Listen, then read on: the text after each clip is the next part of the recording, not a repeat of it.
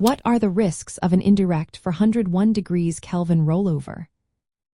Imagine you're thinking about moving your retirement savings from one account to another. You might hear about indirect rollovers and wonder if they're a good idea. Well, let's explore what could go wrong with this process so you can make smart choices for your future. First, the main thing to watch out for is the 60-day rule. When you do an indirect rollover, you get a check for your retirement funds. You then have 60 days to deposit that money into another qualified retirement account. If you miss this deadline, the IRS considers it a distribution. That means you'll owe taxes on the full amount for that year.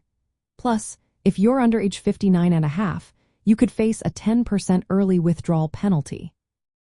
Missing the 60 days can lead to unexpected tax bills and penalties that could really hurt your finances. Next, when you receive the check, your plan administrator usually withholds 20% of the amount for federal taxes. To avoid paying taxes on that withheld part, you need to replace it from other funds when you redeposit the money. If you don't, the IRS treats the missing amount as a distribution, which is taxable and could also be penalized if you're under age 59 and a half.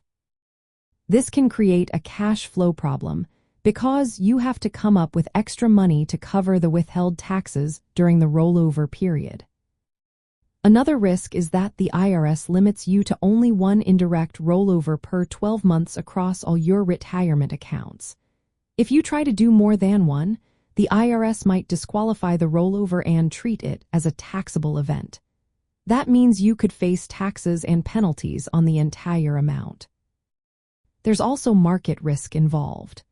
When your funds are out of your account and not invested, they're not earning any returns. If the market moves up during that time, you miss out on gains. If it drops, your money could be worth less when you finally redeposit it. Handling an indirect rollover requires careful timing and good record keeping. You need to track the 60-day deadline, ensure the full amount is redeposited, and replace the taxes withheld. It's more complicated and riskier than a direct rollover, where the money moves directly from one account to another without your hands touching it. One potential upside is that an indirect rollover can give you temporary access to your retirement funds without penalties if you plan to redeposit everything on time. Some people see it as a short-term loan, but it's risky. If you miss the deadline or forget to replace the taxes, you could face hefty tax bills and penalties.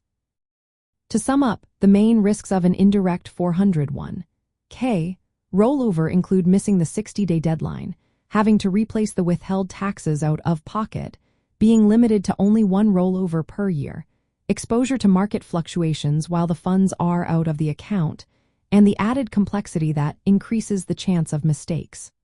For most adults, sticking with a direct rollover is safer and simpler. Only consider an indirect rollover if you really need short-term access to your funds and are confident you can follow all the rules carefully.